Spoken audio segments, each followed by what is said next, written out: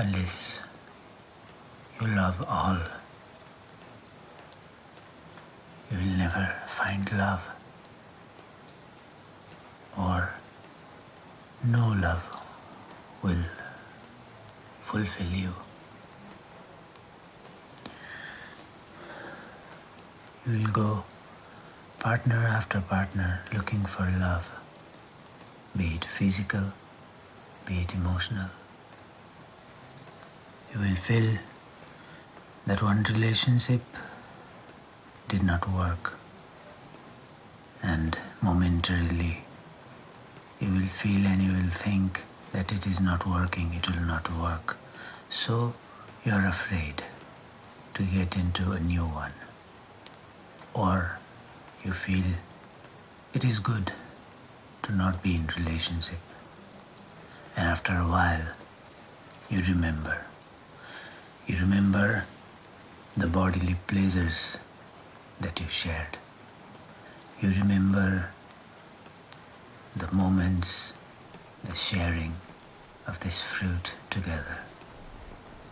And not necessarily the person you have been with before.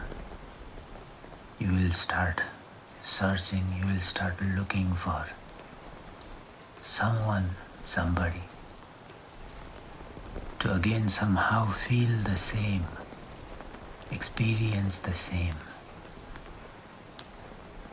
The certain good experience that you felt when you met somebody, when you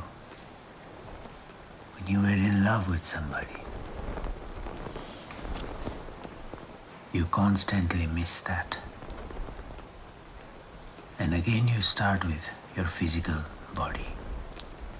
You go for looking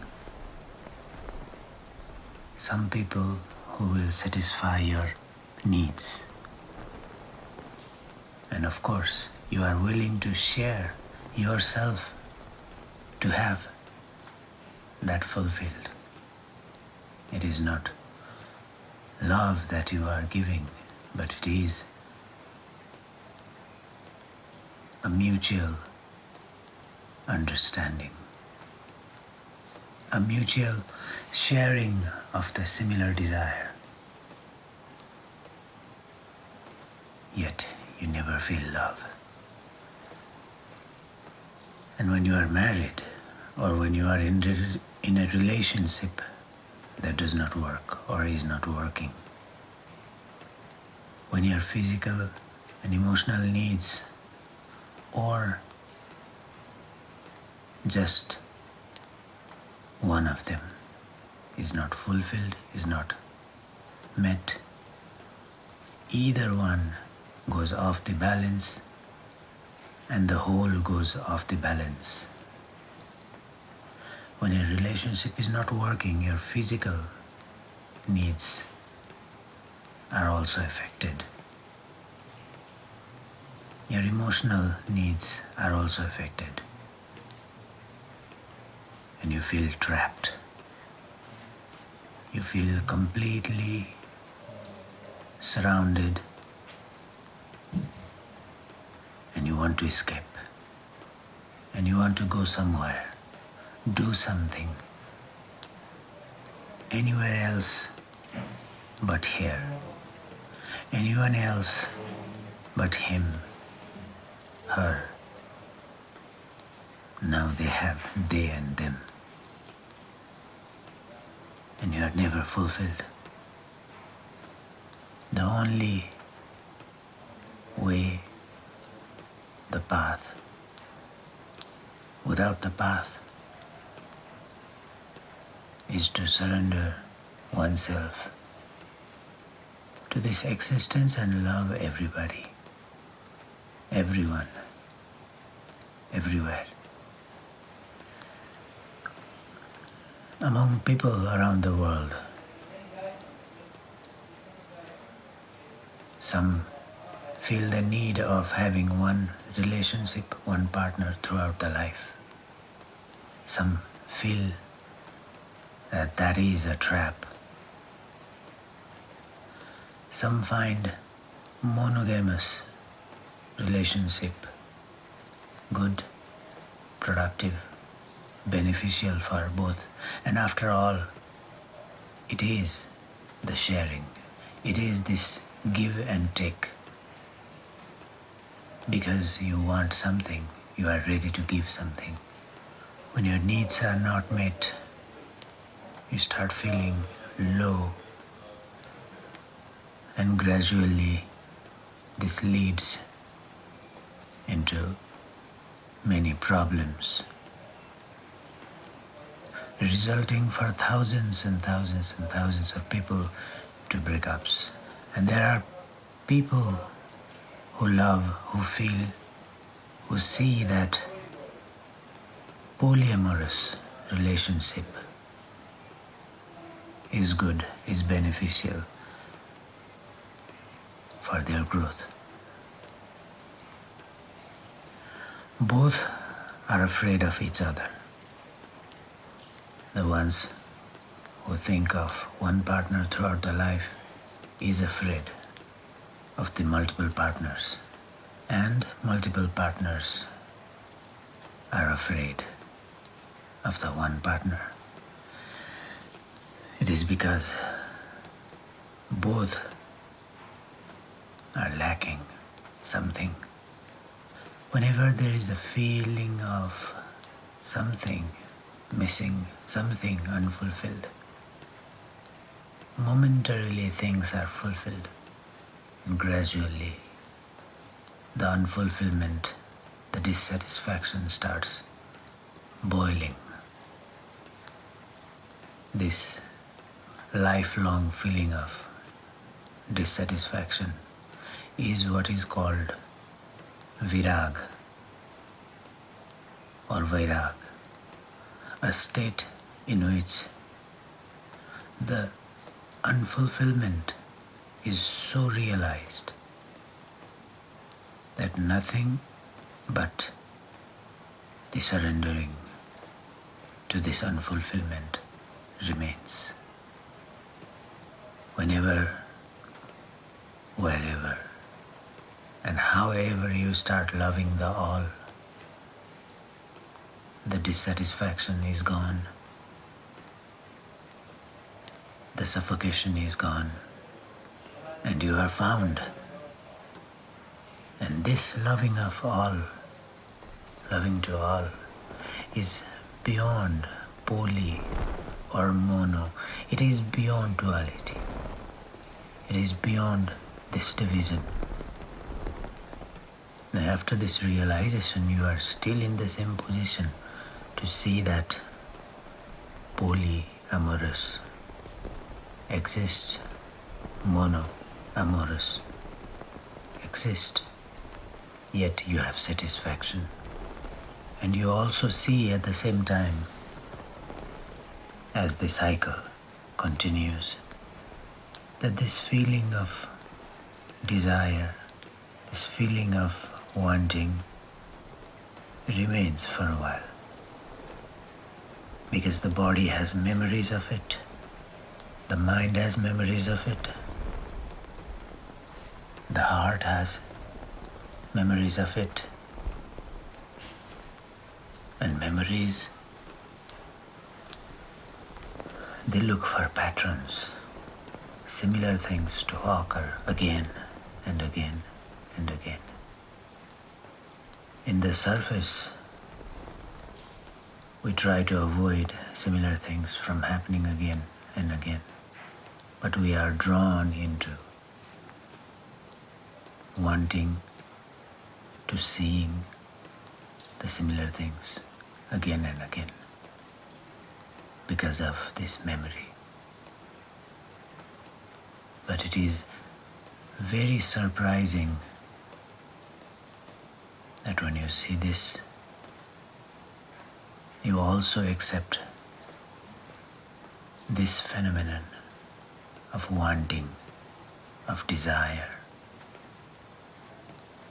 of the need of love and the need of lust. And they are no different. They are deeply connected. that because bodies, not just the biological body, physical body, but emotional and spiritual, it needs touch from this existence. And we have so far only learned about the touch in a level from humans or from animals for some. A human body needs a human touch. A human heart needs a heart touch, and a human mind needs the touch of mind. So the body looks for touch from another body. A heart looks for touch from another heart. And the mind looks at the touch from another mind.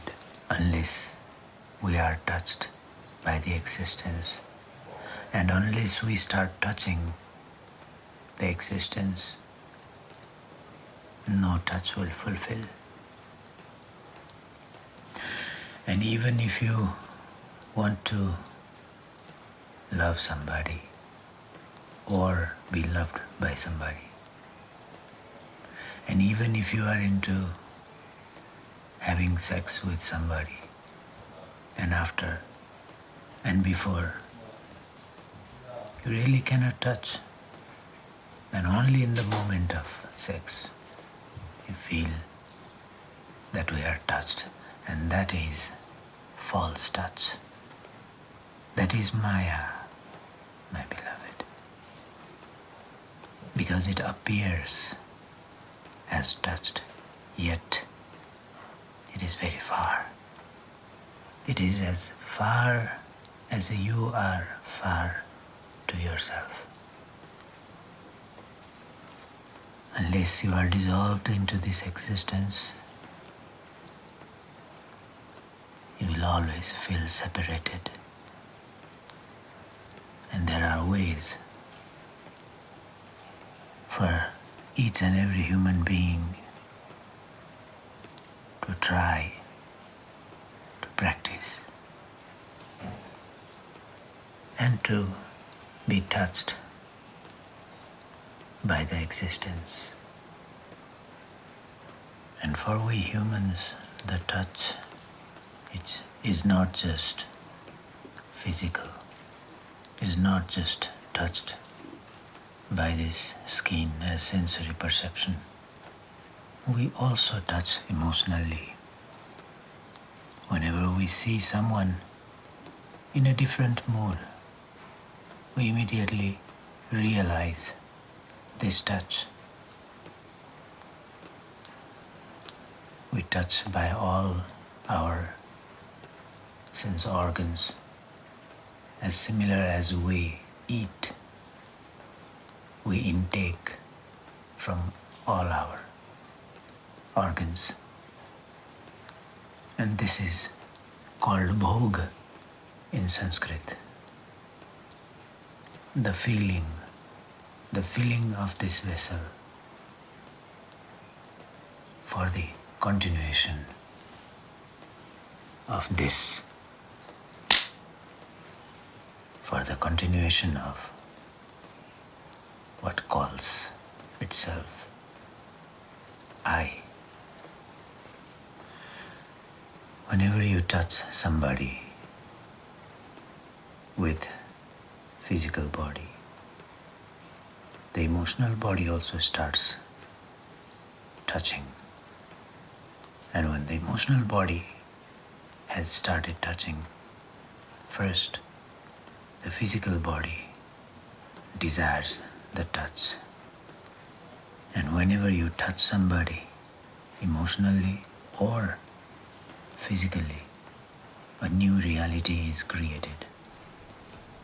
If that series of events did not happen, you would not be this today. And as this character and as its stories are what makes you, you today. It is because of those series of events. Because you somehow managed to touch. And therefore, as realities are created by human touch, miracles are also created by human touch. To be able to love, to be able to be with someone, somebody, be it in a monogamous or polygamous relationships, this ability to touch, this ability to influence, this ability to create ripples is what shapes humanity, and it is available as a gift to everybody. And therefore, humans are constantly creating miracles after miracles. As I have heard, it is one of the greatest miracles how humans can hurt themselves, because the path of ease is to love themselves, and it takes quite an effort and energy to hurt themselves. Yet we humans manage to hurt ourselves, and the emotional hurt is most painful than the physical one. Yet we manage to hurt ourselves. This human touch creates miracles after miracles. Yet no miracles will fulfill a human being unless the existential miracle, the miracle of surrendering, the miracle of acceptance, the miracle of realization, the miracle of being. Until that we are human beings, and at that we are beings, and at that there's the existential touch.